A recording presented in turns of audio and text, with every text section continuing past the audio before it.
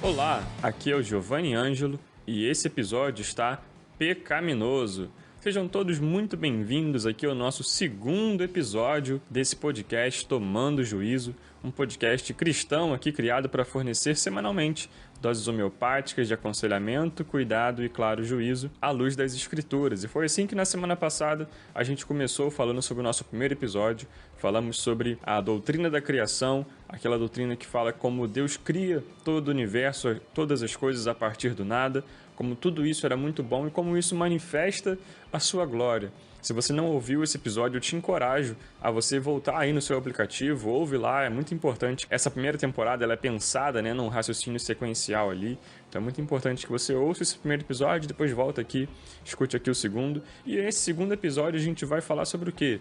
Sobre a continuação, o que acontece depois da criação, o que acontece depois que Deus cria todas as coisas boas. Nós vamos falar aqui hoje sobre a queda. Vamos dar uma olhada boa aqui para o relato de Gênesis 3 para identificar como que o pecado entra no mundo, o que é o pecado, quais são as consequências dele em relação a Deus, em relação à sociedade e como que isso afeta os nossos processos de aconselhamento bíblico. Então esse é o nosso segundo episódio que está começando aqui.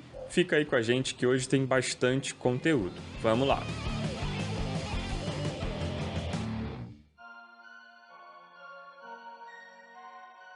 Então, quando a gente fala da queda, a primeira coisa que a gente precisa se perguntar é o que é a queda? A queda é a entrada do pecado no mundo, mas o que é pecado?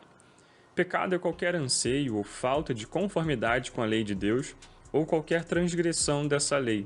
Pelo menos essa é a definição dada pelo Catecismo de Westminster, feito lá em 1674. Ou, pecado é qualquer falta de conformidade, ativa ou passiva, com a lei moral de Deus. Isto pode ser uma questão de ação, de pensamento ou de disposição interior ou estado. É assim que define Miller Erickson na sua sistemática, na definição de pecado. Wayne Grudem já ressalta o seguinte: bem melhor é definir o pecado do modo como fazem as Escrituras, em relação à lei de Deus e seu caráter moral. João nos diz que o pecado é a transgressão da lei, 1 João 3,4. Procurando demonstrar a pecaminosidade universal da humanidade, Paulo recorre à lei de Deus, seja a lei escrita dada aos judeus, seja a lei não escrita, que atua na consciência dos gentios, que pela sua conduta mostram a norma da lei gravada no seu coração, Romanos 2,15. Em ambos os casos, sua pecaminosidade se evidencia na inconformidade à lei moral de Deus. A partir dessas definições, podemos entender pecado como aquilo que contraria Deus, que contraria a sua lei, contraria a sua essência. E para entendermos melhor sobre o pecado, precisamos falar sobre a sua origem e sobre as suas consequências. Durante a história da igreja, muito se discutiu sobre qual foi a origem real do pecado, suas implicações, mas algo que o texto bíblico nos garante é que, primeiro, Deus não é o autor do pecado. Tiago contrapõe essa ideia quando ele coloca, no capítulo 1, no versículo 13, ninguém, ao ser tentado, diga, sou tentado por Deus. Porque Deus não pode ser tentado pelo mal e Ele mesmo não tenta ninguém. Então, de quem é a responsabilidade pelo pecado? O próprio Tiago, nos versículos seguintes, ele já explica. Ao contrário, cada um é tentado pela sua própria cobiça, quando esta o atrai e o seduz. Então, a cobiça, depois de haver concebido, dá à luz ao pecado. E o pecado, uma vez consumado, gera a morte, é o que o Tiago continua dizendo nos versículos 14 e 15. O homem é quem é responsável pelo pecado. O pecado é o resultado da própria cobiça, do desejo do ser humano. Afinal, foi assim que o pecado entrou no mundo. Quando a gente olha para Gênesis 3, para a entrada do pecado do mundo, para o pecado ali de Adão e Eva, percebemos um padrão que nos aflige até hoje, um padrão que se repete: tentação, pecado e juízo. Essas três coisas presentes no relato da entrada do pecado no mundo se repetem vez após vez, algumas de forma imediata e outras de forma futura, mas sempre se repetem. Tentação, pecado e juízo é a fórmula da queda, não só da queda original, mas de toda vez que nós também caímos quando pecamos contra Deus. Então vamos analisar um pouquinho melhor cada um desses pontos. Primeiro ponto, tentação. 1 João, capítulo 2, versículo 16 a 17 diz: porque tudo que há no mundo, a concupiscência da carne, a concupiscência dos olhos e a soberba da vida, não vem do Pai, mas sim do mundo. Ora, o mundo passa e a sua concupiscência, mas aquele que faz a vontade de Deus permanece para sempre. João identifica 3 aspectos sobre a tentação que sofremos, que são as motivações pelo qual nós somos tentados a pecar, que é a concupiscência da carne, a concupiscência dos olhos e a soberba da vida. Essas 3 coisas resumem a tentação sofrida por Eva no jardim do Éden e até sobre o próprio Cristo quando foi tentado por Satanás no deserto. Há um grande paralelismo quando a gente olha para Satanás, a serpente, tentando Eva no jardim, quando a gente olha para Satanás tentando Jesus ali no deserto durante os 40 dias do jejum. E a palavra concupiscência, que é uma palavra talvez diferente, talvez você não conheça, significa na verdade um forte desejo. Então, o que seria uma concupiscência da carne ou um forte desejo da carne? É toda a nossa vontade de satisfação carnal que não glorifica a Deus, mas que ao contrário disso ofende a sua santidade. Isso é concupiscência da carne. Por exemplo, comer e se alimentar é algo que traz prazer para a nossa carne. E não só isso, é algo que é indispensável para a sobrevivência humana. Logo, isso significa que estamos sendo tentados quando temos fome, pela concupiscência da carne, por esse forte desejo de satisfazer uma vontade carnal, Não, a fome não é uma concupiscência da carne. Por quê? Porque quando nós nos alimentamos e desfrutamos do sabor de uma comida bem preparada, nós glorificamos a Deus. Afinal, estamos desfrutando daquilo que é bom, que é na criação, que foi o que falamos no episódio anterior. O problema está quando já estamos satisfeitos, mas nós queremos mais. Quando nós comemos, não por necessidade ou por prazer ali controlado, mas por impulso, por glutonaria. Isso sim é pecado. Da mesma forma, por exemplo, a satisfação sexual. Ter relações sexuais é pecado? Claro que não, desde que seja dentro do casamento. O pecado está quando satisfazemos esse forte desejo, essa concupiscência da carne, fora dos princípios ou da lei moral de Deus, seja com a pornografia ou relações fora do casamento ou extraconjugais. A concupiscência da carne é tudo aquilo que satisfaz o nosso desejo carnal, porém é uma ação contrária à lei de Deus, ou seja, aí sim isso é pecado. Vimos isso no Éden quando Eva é tentada pelo desejo de comer do fruto da árvore da vida, que era algo proibido por Deus. E quando Satanás também tenta Jesus para satisfazer sua fome de forma miraculosa, transformando as pedras em pães, quando na verdade isso é a concupiscência da carne. É quando nós satisfazemos as nossas vontades além da vontade de Deus ou sem considerar a vontade de Deus. E a concupiscência dos olhos, que é o que João também diz lá no seu versículo. A concupiscência dos olhos segue o mesmo princípio. É tudo aquilo que nós olhamos e desejamos, mas que não nos pertence e nem pode nos pertencer. Não é pecado admirarmos uma casa bem construída ou um carro novo bonito. É pecado quando vemos alguém com algumas dessas coisas, por exemplo, e murmuramos pelo fato de não termos ou pelo simples fato da outra pessoa ter e nós não. Deus, nos 10 mandamentos dados a Moisés no Monte Sinai, deixa claro que a sua lei não admite cobiça. E Jesus sobe mais ainda esse sarrafo quando diz que basta um pensamento cobiçoso para que pequemos. A cobiça é a concupiscência dos olhos. No Éden, isso fica claro quando Eva olha para o fruto e ele lhe parece desejável aos olhos. E com Jesus no deserto, quando Satanás mostra todos os reinos do mundo e os oferece a Jesus caso eles o adorassem. Todas essas 2 tentações são motivadas pelo desejo, pela visão de coisas que não nos pertencem. São motivadas pelo olho cobiçoso, pelo olhar cobiçoso daquilo que não é nosso e daquilo que não pode ser nosso, daquilo que Deus proíbe que seja nosso. Essa é a concupiscência dos olhos, o desejo de vermos algo, cobiçarmos aquilo e aí sim, pelo simples fato de cobiçarmos, já pecarmos. E por último temos a soberba da vida. O que seria isso?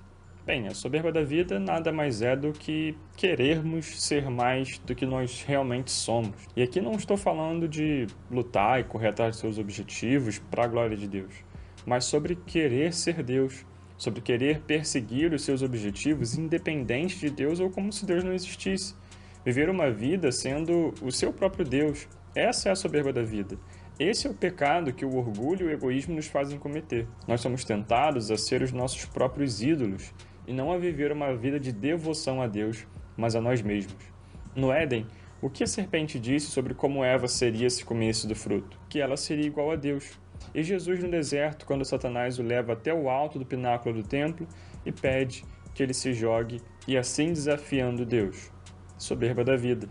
Nós pecamos ou somos tentados quando agimos aquém de Deus, quando não olhamos ou consideramos a existência de Deus, a sua vontade ou a sua lei, né? a moral que há na lei de Deus, mas agimos de acordo com as nossas próprias vontades, de acordo com os nossos próprios princípios, de acordo com a nossa própria moral, com as nossas próprias forças ou justiças. Essa é a soberba da vida, quando não vivemos para Deus, mas vivemos como se fôssemos Deus. É assim que a tentação acontece, seja pelos desejos carnais e físicos, seja pela cobiça dos nossos olhos ou pelo orgulho dos nossos corações. Todas as tentações advindas de Satanás seguem algum desses cenários. Porém, é importante a gente fazer um parênteses aqui e ressaltar que a tentação em si ela não é pecado, mas ela pode vir a ser. Tentações acontecem por estímulos internos, quando nós mesmos nos colocamos em situações perigosas, mas também por estímulos externos, quando um fator externo, fora do nosso controle, gera a tentação a algo. Entretanto, seja qual for o caso, precisamos crer no que Paulo diz aos Coríntios, na sua primeira carta, no capítulo 10, versículo 13.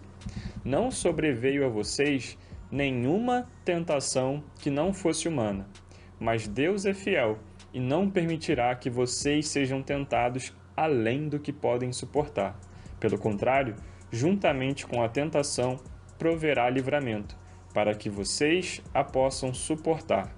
Toda tentação pode ser vencida pelo poder do Espírito Santo que habita em nós. Precisamos crer nisso. Se crermos nisso, nós conseguiremos vencer as tentações e não pecaremos contra Deus. Então, nesse contexto de pecado, o primeiro ponto aqui que acontece normalmente quando pecamos é a tentação. Nós somos tentados, seja por nós mesmos, seja por estímulos externos, seja pela concupiscência da carne, dos olhos ou pela soberba da vida, mas nós somos tentados. Apesar de termos o poder do Espírito Santo para poder resistir a essas tentações, muitas vezes nós não resistimos e aí nós pecamos. E aí esse é o segundo ponto, né? Depois da tentação, caso ela não seja vencida, vem o pecado. Então, quando cedemos à tentação, aí sim o pecado acontece. Após ser tentada pela serpente, Adão e Eva pecaram, se rebelando contra Deus e caíram, fazendo assim com que o pecado entrasse no mundo e aí maculando a natureza de toda a raça humana dali para frente. O que vemos no capítulo 3 de Gênesis é como toda a ordem que estava presente na criação se torna desordem por meio do pecado. No seu livro de introdução à teologia bíblica, Graham Goldsworth diz: comer o fruto proibido significava de fato que os seres humanos passariam a conhecer o bem e o mal. Está lá em Gênesis 3:22.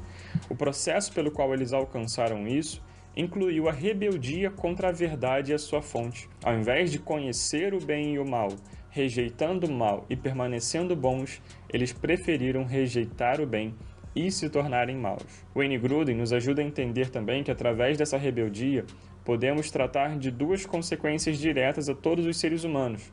A primeira é que juntamente com Adão nós somos considerados pecadores, e a segunda é que agora temos uma natureza pecaminosa por causa do pecado de Adão. Então vamos comentar melhor sobre cada uma dessas duas coisas. Primeiro, somos considerados culpados por causa do pecado de Adão.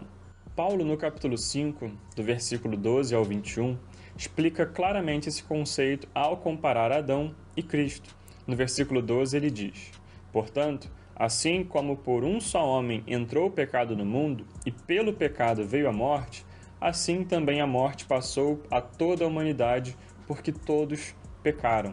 Adão era o nosso representante diante de Deus, e por isso, quando ele peca, nós também somos considerados pecadores com ele, e por isso sofremos das mesmas consequências, ou seja, somos dignos da mesma recompensa, que é a morte. Paulo continua desenvolvendo essa ideia no versículo 13 e 14. Porque antes de a lei ser dada, havia pecado no mundo, mas o pecado não é levado em conta quando não há lei. No entanto, a morte reinou desde Adão até Moisés, mesmo sobre aqueles que não pecaram à semelhança da transgressão de Adão, o qual prefigurava aquele que havia de vir. Sabemos que o propósito da lei é revelar a transgressão. Porém, a lei, como um resumo da expressão do caráter de Deus, só foi dada a Moisés. Então isso significa que antes da entrega da lei no Sinai não havia pecado? Claro que não. E a prova que Paulo coloca é que de Adão a Moisés a morte reinou sobre todos. Todos receberam a recompensa pelo pecado, que é a morte. Todos pecaram e por isso estamos afastados de Deus. Mesmo aqueles que talvez não ofenderam a Deus diretamente, como foi o caso de Adão e de tantos outros que temos relatos, né, desde Gênesis até Moisés no Sinai ali, mesmo essas pessoas morreram. Por quê? Porque todas elas nascem em pecado, porque todos nós, seres humanos, já nascemos sendo considerados pecadores e por isso recebemos a recompensa pelo pecado, que é a morte. Por isso nós somos considerados culpados por causa do pecado de Adão. Adão era o nosso representante, Adão se rebela contra Deus e por isso todos nós nos rebelamos com ele. Então, o primeiro ponto, nós somos considerados culpados junto com Adão, e o segundo é que temos uma natureza pecaminosa por causa do pecado de Adão. Não só a nossa situação diante de Deus foi afetada pelo pecado, mas também a nossa volição, ou seja, os nossos desejos, a nossa vontade natural. Essa vontade, agora naturalmente, ela é contrária a Deus e se afasta dele em tudo que fazemos. Davi reconhecia a fonte dos seus pecados. Ele sabia que eles provinham da sua natureza pecaminosa. No capítulo 51 de Salmos, quando ele se arrepende do seu pecado com Batseba, no versículo 5 ele diz: Eu nasci na iniquidade e em pecado me concebeu a minha mãe. É uma interpretação equivocada dizer que o pecado mencionado nesse versículo é o da mãe de Davi, pois no contexto do capítulo todo, Davi está confessando os seus próprios pecados. Logo, o que Davi quer dizer é que desde o seu nascimento ele já estava em pecado, ou em outras palavras, ele era pecador desde que nasceu. Davi reforça essa ideia quando diz: desviam-se os ímpios desde a sua concepção, nascem e já se desencaminham, proferindo mentiras. Ele fala isso lá no capítulo 58, no versículo 3 de Salmos. O pecado original em Adão maculou a natureza humana. Antes, aquilo que era perfeito na criação, agora é distorcido pelo pecado e está em rebeldia contra Deus. Como Paulo diz no capítulo 2 de Efésios: nós estávamos mortos em nossas transgressões e pecados e éramos, por natureza, filhos da ira, como também os demais. Paulo também diz em Tito 3,3 a realidade da natureza humana sem Deus, pois nós também no passado éramos insensatos, desobedientes, desgarrados, escravos de todo tipo de paixões e prazeres, vivendo em maldade e em inveja, sendo odiados e odiando-nos uns aos outros. Isso é o que o pecado fez conosco. Nos separou de Deus, nos separou um dos outros, escravizados nas nossas próprias vontades, reféns do nosso próprio ego, vivendo uma vida má diante de Deus, mesmo quando tentamos fazer o bem. E por isso nós somos dignos de receber juízo, que depois da tentação e do pecado é a última consequência da desobediência a Deus. Então nós já vimos que no caminho do pecado nós temos o início como a tentação, nós temos a própria concepção do pecado, a execução do pecado, né, sendo a queda ali, o ato pecaminoso em si. E qual é a consequência disso? Qual é o terceiro padrão que a gente vê lá em Gênesis e se repete até hoje? É o próprio juízo. Depois que Adão e Eva pecam e são julgados por isso, a partir do versículo 14, Deus profere as consequências de tal rebeldia, primeiro para a serpente, que seria maldita entre todos os animais da terra, depois para Eva, que agora procriaria em meio a dores e teria conflitos com o próprio marido, e por fim para Adão, que teria que sofrer para conseguir o sustento da terra, agora que o solo foi amaldiçoado por sua causa. Mas não para por aí. A pior consequência do pecado foi a morte. Não apenas a morte física, mas a morte espiritual, ou seja, a separação de Deus, a quebra do relacionamento com o Criador. Romanos 6, na parte A do versículo 23, diz que o salário do pecado é a morte. Essa é a nossa recompensa. Isso é o que de fato merecemos. Quando Deus chega ao jardim, Adão e Eva se esconderam, fugindo da presença de Deus, e agora são expulsos do jardim, ou seja, são expulsos da presença de Deus. Desde então, o pecado continua afligindo a humanidade, se multiplicando. A gente vê na sequência de Gênesis 3, Caim matando Abel, Lameque se orgulhando da sua maldade, o pecado aumentando de tal forma que Deus executa juízo com o dilúvio, depois aumenta a dificuldade de relacionamento entre os seres humanos, julgando os envolvidos na Torre de Babel e por aí vai. Desde Gênesis 3, o homem tem sido afetado pelo pecado e sofrido as suas consequências. O juízo de Deus ele pode ser manifesto de forma específica, de forma direta, de forma, às vezes, abrangente, como foi com o dilúvio, como foi com Sodoma e Gomorra, ou o juízo de Deus pode se apresentar de forma mais individual na vida daquela pessoa com a própria morte. A grande questão é: aqueles que pecaram recebem o juízo. Todos nós que pecamos somos dignos do juízo.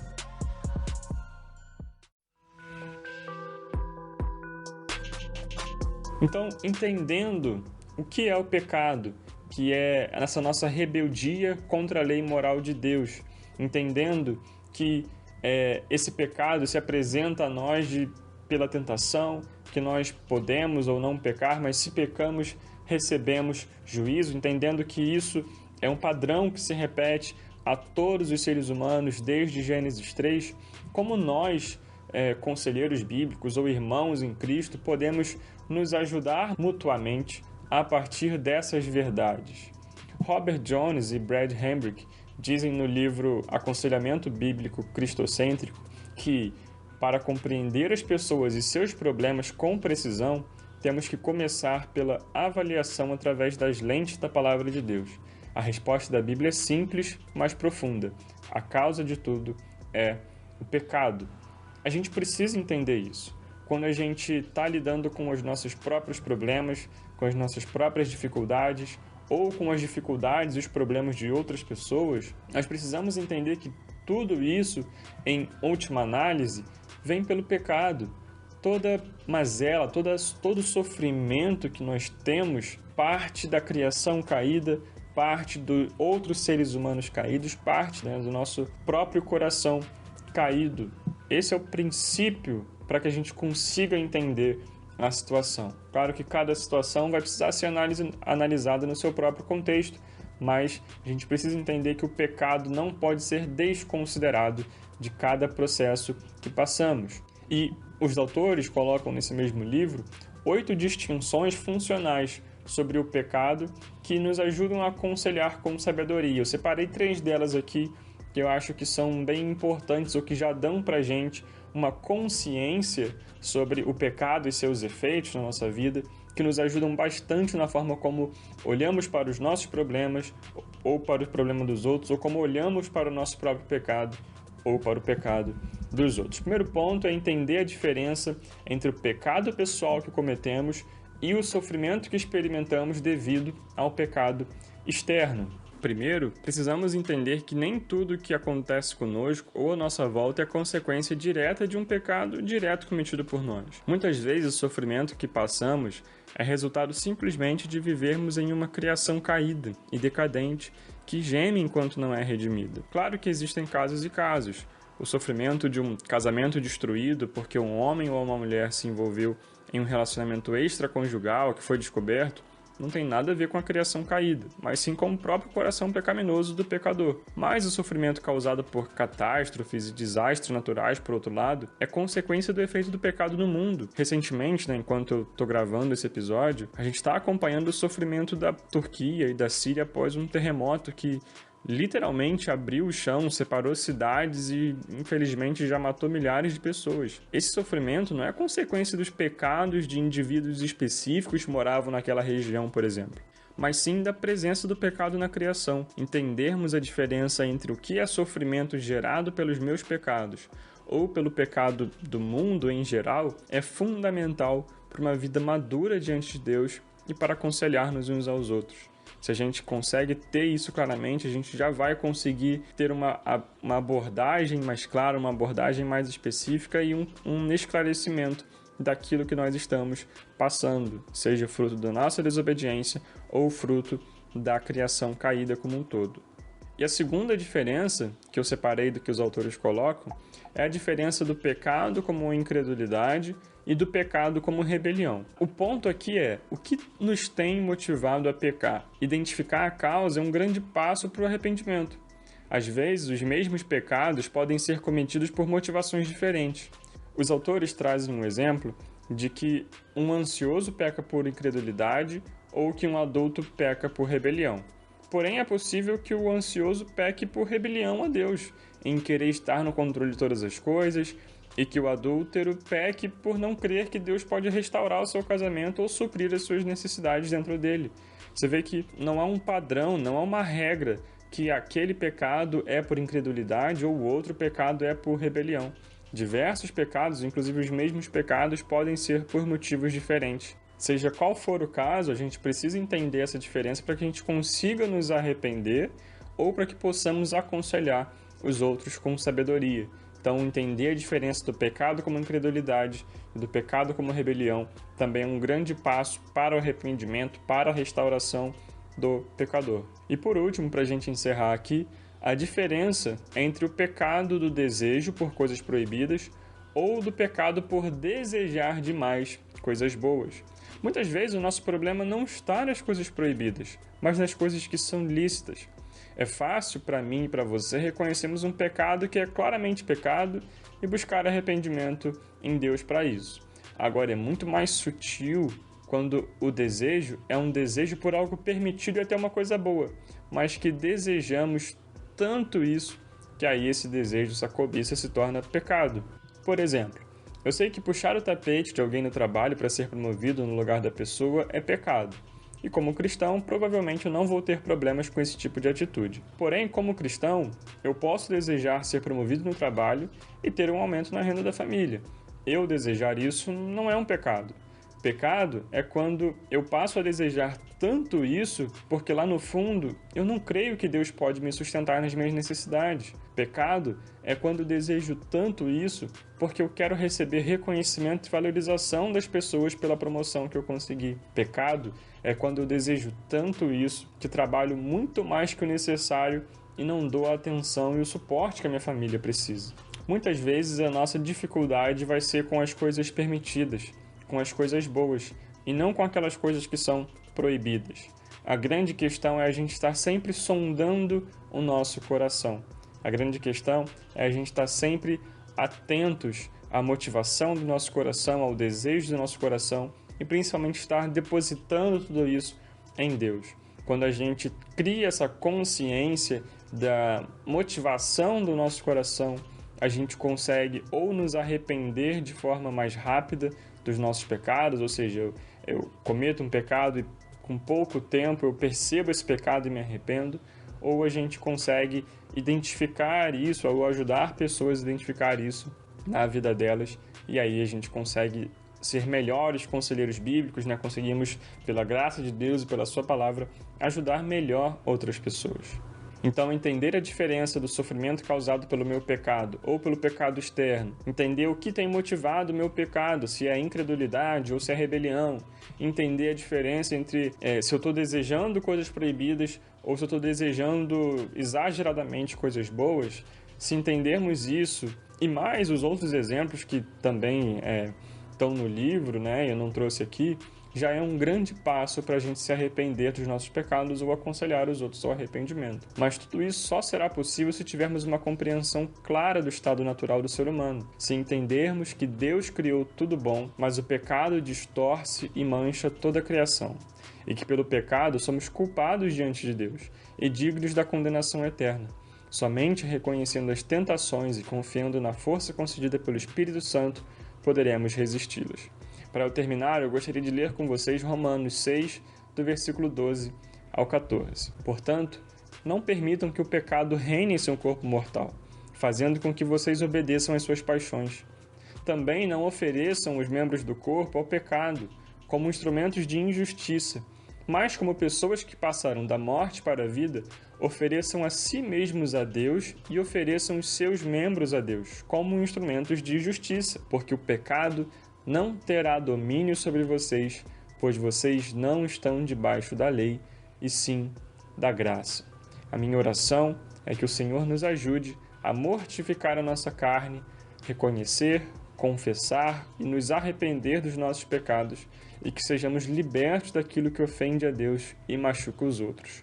Que o Espírito Santo aplique essas palavras nos nossos corações e nos ajude nessa caminhada de entendermos o que o pecado fez conosco, o que o pecado nos faz fazer com as outras pessoas e como o pecado nos separa de Deus. Que nós sejamos abençoados por essa palavra e caminhemos em santidade em Deus, fugindo das tentações, do pecado e do juízo.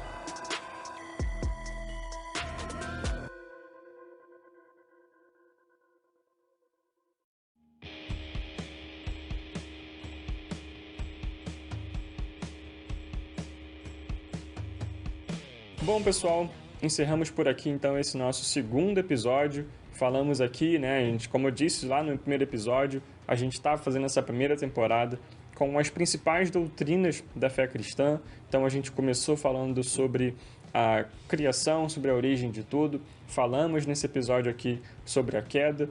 E seguindo essa história, seguindo o drama que a Escritura nos conta, a história que é narrada de Gênesis a Apocalipse, depois da queda nós temos a redenção. Então, no nosso próximo episódio nós falaremos sobre redenção. Como que, a partir desse cenário caótico, maculado, deturpado, distorcido que o pecado deixou no mundo, como Deus vai resolver essas coisas, como nós vamos ter a redenção em Deus, é o que a gente vai falar no nosso próximo episódio. Eu queria agradecer a você que ouviu o nosso primeiro episódio, que ouviu esse episódio aqui até o final, você que está curtindo esse conteúdo, se esse conteúdo está fazendo sentido para você, se isso está te ajudando, está te abençoando de alguma forma, deixa a gente saber disso, compartilha com a gente esse feedback. Você pode fazer um comentário nos nossos posts lá no Instagram, @tomandojuizopodcast. Você pode fazer um comentário no nosso vídeo do YouTube, do episódio postado no YouTube. Você pode mandar um e-mail para a gente também, tomandojuizopodcast@gmail.com. Então, deixa a gente saber aí como que isso tem impactado a sua vida, como o Espírito Santo tem falado com você através desses conteúdos. Se isso fez sentido para você, se você tem curtido o que a gente tem falado aqui, compartilha isso com outras pessoas também. Compartilha aí, você vai ouvir o episódio, compartilha aí na sua rede social, deixa outras pessoas conhecerem também esse conteúdo para a glória de Deus, Isso é um bom termômetro para a gente saber se a gente está no caminho certo, se a gente tem conseguido, pela misericórdia de Deus, edificar ou contribuir para a edificação daqueles que estão ouvindo aqui, esse episódio ou esse podcast. Então, a ideia aqui do Tomando Juízo é ser esse podcast que é como se fosse uma dose homeopática de aconselhamento, de cuidado e, claro, juízo à luz das Escrituras. Então, muito obrigado por você ter ouvido até aqui. Semana que vem a gente volta com o nosso terceiro episódio dessa primeira temporada, essa temporada piloto que a gente está fazendo aqui para a glória de Deus. Então, muito obrigado por você ter assistido, ter ouvido até aqui. Até a semana que vem. Tchau, tchau.